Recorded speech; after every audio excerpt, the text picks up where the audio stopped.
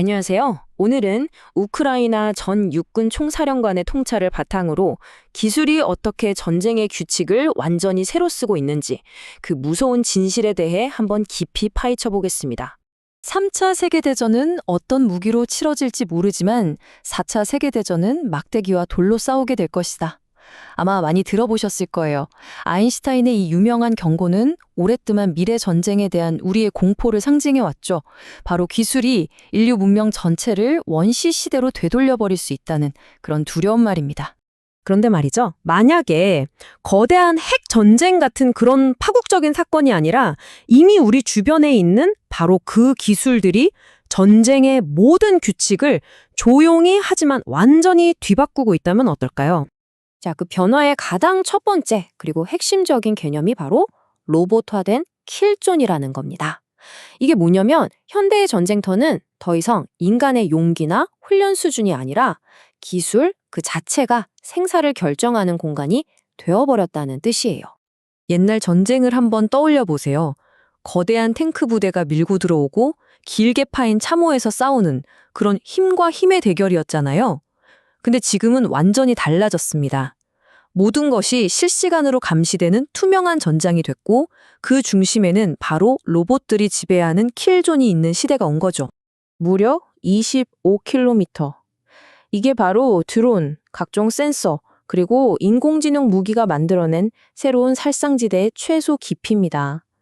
그러니까 이 안으로 들어간다는 건 사실상 목숨을 내놓는 거나 마찬가지라는 거죠. 개인의 생존 확률은 더 이상 훈련의 질에 달려있지 않다. 정말 섬뜩한 말이죠? 이게 무슨 뜻이겠어요?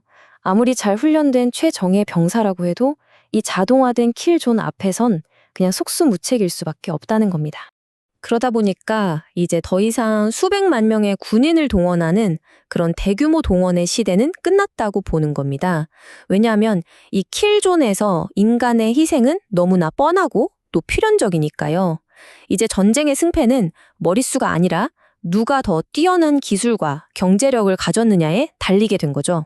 자, 여기서 전쟁의 무대가 또 한 번 바뀝니다.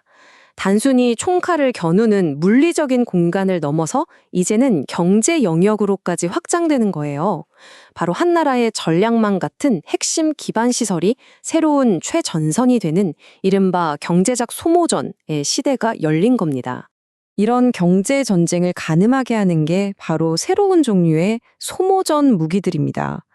옛날처럼 엄청나게 비싼 미사일 같은 게 아니에요.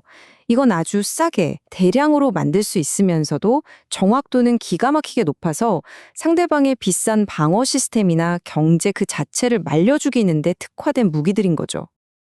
네, 맞습니다. 이제 주요 타겟은 군대가 아니라 경제입니다. 땅을 빼앗는 것보다 상대방이 전쟁을 계속할 수 있는 능력 자체를 뿌리째 뽑아버리는 것. 이게 바로 현대 소모전의 핵심이에요. 이 전략이 얼마나 파괴적인지는 이 숫자를 보면 바로 알 수 있습니다. 우크라이나의 경우 불과 1년도 채 안 돼서 화력 발전 용량의 80%를 잃었어요. 이건 그냥 국가 경제의 대동맥을 끊어버리는 것과 같은 엄청난 충격입니다. 자, 그럼 현재가 이렇다면 미래는 어떨까요? 전쟁의 다음 단계는 뭘까요? 전문가들은 이제 인공지능이 이끄는 자율 드론 스웜, 즉 벌떼 공격의 등장을 예고하고 있습니다. 말 그대로 기계 군단이 부상하는 거죠. 이 미래 드론 전쟁을 정말 무섭게 만드는 두 가지 핵심 기술이 있는데요. 첫 번째는 스웜, 그러니까 수십, 수백 대가 벌떼처럼 한꺼번에 모든 방향에서 공격하는 기능이고요. 두 번째는 자율, 즉 인간이 조종하지 않아도 스스로 배우고 상황에 맞춰 판단하고 결정을 내리는 기능입니다. 이 두 개가 합쳐진 기계 군단이 전장을 뒤덮는 모습, 상상만 해도 끔찍하죠? 그리고 이런 미래 기술이 현재 시험되고 있는 거대한 실험실이 어딘지 아십니까? 바로 우크라이나입니다. 이게 더 이상 공상과학 영화 속 이야기가 아니라는 거예요. 지금 이 순간 벌어지고 있는 현실입니다. 862. 이게 대체 무슨 숫자일까요? 단 한 번의 통합 공격에 동원된 자폭 드론의 수입니다. 862대. 이건 인간의 힘으로는 막는다는 것 자체가 거의 불가능에 가깝죠. 이게 바로 압도적인 스웜 공격의 실체입니다. 자, 이렇게 암울한 현실과 더 무서운 미래에 대해 이야기했는데요. 그럼 이 새로운 전쟁의 시대에 도대체 어떻게 살아남아야 할까요? 다행히 전문가가 제시하는 3가지 핵심 전략에서 그 실마리를 좀 찾아볼 수 있습니다. 이 새로운 시대를 헤쳐나갈 생존법은 크게 3가지로 요약할 수 있습니다. 첫째, 우리 혼자서는 기술적 한계가 명확하니 동맹과 힘을 합쳐 연대해야 하고요. 둘째, 한 군데가 공격당하면 끝장나는 걸 막기 위해 방어선이나 기반 시설을 여러 곳으로 분산시켜야 합니다. 그리고 마지막으로 강력한 경제 제재를 통해 상대가 전쟁을 계속할 돈과 자원이 없도록 끊임없이 고갈시켜야 한다는 겁니다. 자, 오늘 이야기를 마무리하면서 마지막으로 여러분께 질문 하나를 던져보고 싶습니다. 전쟁이 이렇게 점점 자동화되고 기계의 역할이 커질수록 우리가 안보를 위해 치러야 할 새로운 대가는 과연 뭘까요?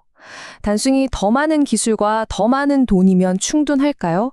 아니면 중요한 판단을 기계에게 맡기는 것에 대한 어떤 윤리적인 대가를 치르게 될까요? 여러분의 생각은 어떠신가요?